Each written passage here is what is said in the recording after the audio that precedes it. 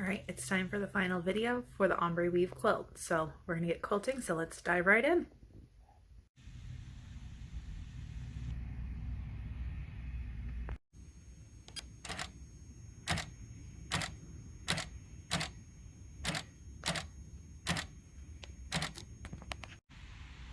So right now it is a very wet and rainy Wednesday. We're all basted in, and here's our first peek at the ombre gems, not ombre gems, the ombre weave, all ready to go.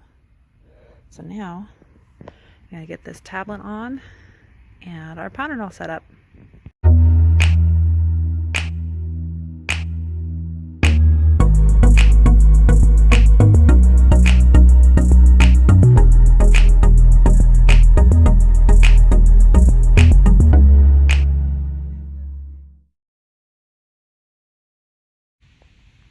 So the first zone is done and advanced.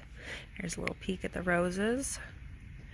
And now we're gonna start in this section. Bum, ba, da, bum. So I am just about to unpin the top and then it is all done. So here's a look at the inside. Oh, of course now it falls. So look at it in a lump. All those pretty colors and the roses. This pantograph is called Rose Garden, surprisingly enough. But there's a look at it. Yep. I was almost regretting this thread choice. I was a little nervous, but I think it's just the right color of, it's called sand. It's glide sand. It's just the right color to match these dots, which is exactly what I was hoping for. And then I just have this one spot to bury my threads, but that is easy peasy. And then it'll be on to binding. Well, I'll probably bind it first. Who knows? We'll see. I haven't decided if I'm going to bind it today, tonight, which right now it is 7:04. Or if it'll wait till tomorrow. I feel like it'll probably wait till tomorrow because I'm hungry. But there you go, nice and pretty rainbowness. And now, a delightful rainy day, In-N-Out Burger in my car. And I promise, I don't always talk about the weather, but I feel like in this area, whenever there's a significant weather event happening, it's what everybody talks about. So this has been your rainy day update. Alright, so it's Thursday. I've got my quilt, I've got my binding all started to lay out, and it's go time. So here we go. So here's 2 strips of binding that I've cut. The rest of it's in that stack. So we're gonna get going and get a quilt done today. So last time you saw this quilt tag, this time we're gonna use this one. Little baby Elroy. I figured I'd spare you a time lapse this time around. I'm sewing the binding onto the back side of the quilt, and then once that's all attached, I'm gonna flip it over to the front and then machine bind it down. There's a better look at all those roses. Isn't that fun? Oh, it looks so cute. Someday I'll make myself a minky backed quilt. We've made it all the way around with the first phase of binding, and I'm going to give this a little press over, and then we're going to fold it over to the front, and then it's going to be time to top stitch.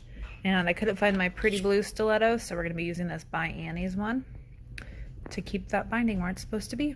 I've got a couple pins in place to get me started. As you can see, this is going to need a little stiletto yank to get that over. I'm going to bump my needle to the left so it stays nice and lined up. I've got my glide thread here, so I'm going to match the same thread that I did for the quilting on the top and bobbin. So then it's going to be a little gold shimmery all the way around. So let's get binding. So as I was back stitching my very last stitch here, my bobbin ran out. So clearly I need to go buy a lottery ticket, because that is some thread chicken success. But we're all bound up. I need to bury my threads up the top wherever they are, and then get rid of these loose little stringies, and it is done. Where's the tag? Here it is. Dun, da, da, da. Finished. All right, so here's my feedback on the Ombre Weave. I thought the pattern was written really well. Everything went together really easily. It worked both with the jelly roll pieces I had as well as the strips I had to cut from the fabric with. So I did the size that it says on the back of the pattern, but it has the option to make it larger if needed. So it says, need a larger quilt, try using 2, 3, or even 4 jelly rolls. So these V&Co patterns are super awesome, and they've also got like alternate layouts in there, as well as the layout it shows with the pattern as the original jelly roll itself. So I thought this pattern was great. Here's a little peek at it again. So there's the front little section. Actually, this is the bottom, I think. Nope, that's the top. So there's that. And then here's a look at the backing. And now I'll give you some real photos of the final quilt to look at.